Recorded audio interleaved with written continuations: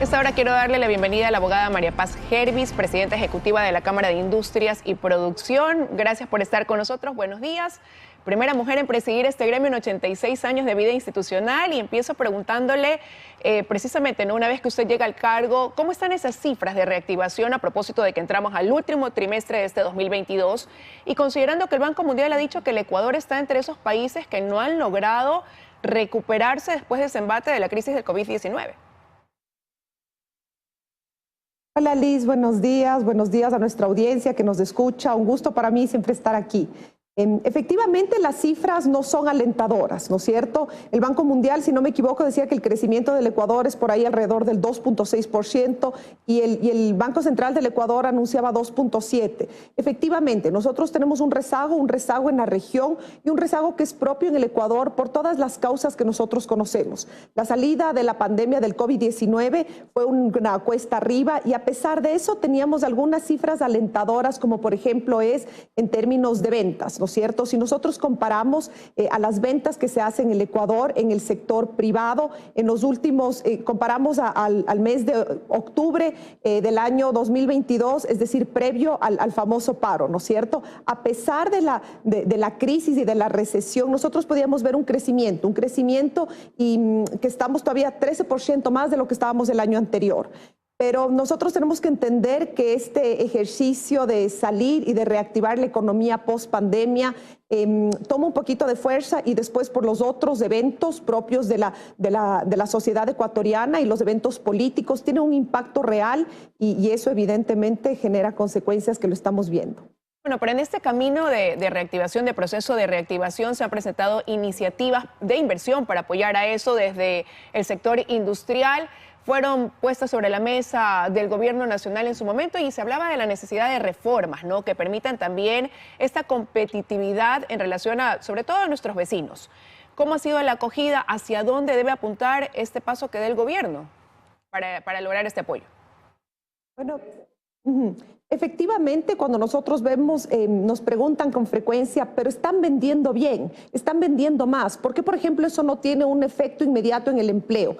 Tenemos que entender que el empleo tiene un efecto letargado, es decir, nosotros siempre la reactivación en empleo va a tomar un poquito más de tiempo, porque esa es la naturaleza, la conducta habitualmente del empleo. Pero en el caso ecuatoriano nosotros nos enfrentamos a un problema estructural mucho más grave, ¿no es cierto? Y es precisamente este régimen laboral. Un régimen laboral que no se moderniza, que sigue defendiendo los intereses de un grupo pequeño y exclusivo de privilegiados. Y digo quienes tenemos trabajo formal, porque para nosotros asumir este debate con seriedad tenemos que reconocer que somos la minoría los que tenemos el trabajo formal, y la mayoría de ecuatorianos y ecuatorianas que deberían estar trabajando o no tienen trabajo o tienen un trabajo no formal. Es decir, que ahí sí están expuestos a la precarización laboral. Sin embargo, vemos que este tipo de conversaciones es un tema tabú que más allá de la necesidad real que tenemos como sociedad, nos enfrentamos a las limitaciones estructurales y políticas. ¿Y por qué es un tema tabú, María Paz? Porque tú dices, no se cambia este régimen laboral, y como van las cosas parece que no se va a cambiar tampoco, porque en la Asamblea no hay oportunidad, las cosas están crispadas. En la consulta popular parecería que tampoco. En las 8 primeras preguntas presentadas no hay nada laboral, y parecería que en las siguientes que se presentarían tampoco va a haber. Es decir, esperanza de un cambio de régimen, no mucho. Es complejísimo, ¿no? Es complejísimo. Me encantaría tener la respuesta. Yo también me pregunto todos los días, ¿cómo es posible que seamos tan miopes como sociedad? ¿Cómo es posible que no veamos que cuando hablamos nosotros de un régimen laboral que no se ha tocado, que no se inserta en el resto del mundo para ser competitivo? Es decir, cuando nosotros vemos que el resto del mundo está mayoritariamente incluido herramientas como el trabajo por horas, por ejemplo, que permitiría dinamizar la economía, y vemos que aquí no se puede hablar, porque cuando nosotros queremos tocar ese tema, salen algunos sectores que son muy poderosos, que gozan de mucha representatividad, inmediatamente utilizan esta palabra del trabajo precario. Sí. Pero ¿qué trabajo más precario que aquel que no es formal y que tiene a la mayor parte de gente, y de gente joven sobre todo? Entonces, efectivamente, este cambio requiere de una voluntad política donde nosotros esperamos liderazgo del Ejecutivo, pero no solo del Ejecutivo, porque nosotros sabemos que por nuestra estructura jurídico-normativa esto debe pasar por la Asamblea, y cuando tenemos una Asamblea que de plano, por si acaso, niega todo, creo que ahí sí tenemos un problema. ¿Y por qué no aprovechar lo que pasó ayer, por ejemplo? Y es un tema importante, el del IES, que los juntó ayer a trabajadores y empresarios. Todos se los ve juntos en diciembre cuando se sientan a ver el alza salarial y el único acuerdo es que nunca están de acuerdo. Entonces ayer sí hay un acuerdo, ayer hubo un acuerdo. Desconocen a los vocales que están con funciones prorrogadas 10 años, el Consejo Directivo del IES, ya se pusieron de acuerdo en que los van a cambiar, en que van a cumplir el plazo del presidente, es decir, tripartito hay un acuerdo, porque se someten a lo que quiere el presidente, ustedes se ponen de acuerdo y van a elegir. Yo creo que lo que pasó ayer, Milton, efectivamente es histórico. Quizás no genera tanto revuelo y no leemos y no todo el mundo puede leer que detrás de esa rueda de prensa y de ese mensaje común, lo que estamos contando los ecuatorianos y ecuatorianas es que no todo es tan grave.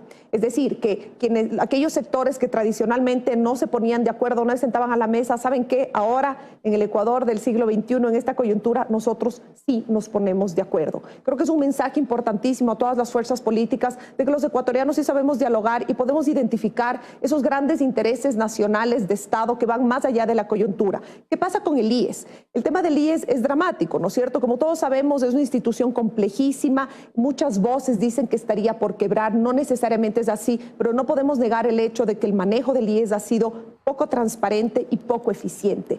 Respecto a los representantes que existen por ley, representantes tanto de los trabajadores como de los empleadores y también del gobierno, nosotros teníamos en funciones prorrogadas durante 14 años a unos señores que ya no nos representaban. Con esta lógica política que está tan arraigada de eternizarse en el cargo, de no rendir cuentas. Y nosotros, previo al decreto 531, si no me equivoco, del presidente de la República de la semana pasada, nosotros desde los sectores empresariales ya habíamos tenido acercamientos de trabajo con los trabajadores y ya nos habíamos comunicado con nuestros, digo entre comillas, representantes que todavía están en funciones subrogadas para decirles, señores, ustedes ya no nos representan, deben dar un paso al costado.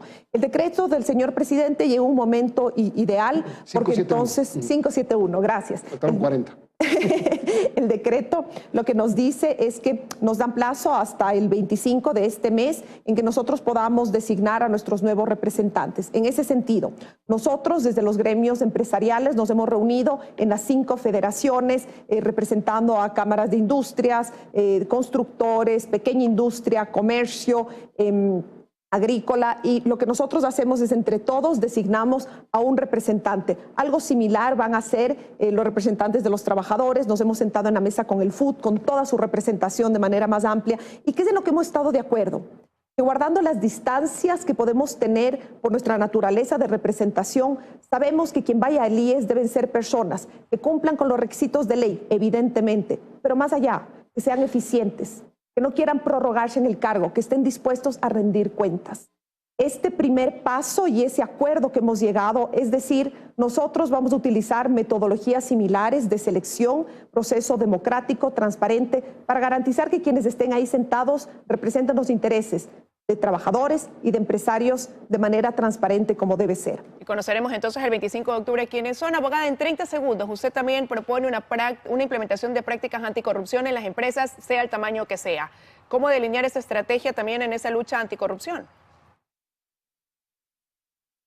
Existen muchísimas herramientas, desde la herramienta del compliance, utilización de tecnología, pero creo que lo más importante aquí es asumir que la corrupción nos daña a todos y que todos desde los distintos sectores de la sociedad tenemos que jugar un papel. Nosotros desde el gremio empresarial tenemos un papel protagónico. Debemos asumir como nuestra esa lucha y sobre todo esa prevención. Una sociedad corrupta es donde todos perdemos y una sociedad transparente y democrática es donde todos y todas ganamos. El IES tiene salida, con eso me despido ya. Estoy segura que sí, pero este es el inicio, Con la designación de nuevos representantes no cambia la historia, es el inicio de un trabajo tesudo, democrático, transparente, que tiene que iniciar a partir de ahora. De todos. Por supuesto. Gracias, María Paz. Suerte Muchísimas gracias, en este cargo de presidenta ejecutiva de la Cámara de Industrias y Producción. Muchísimas gracias, buenos días.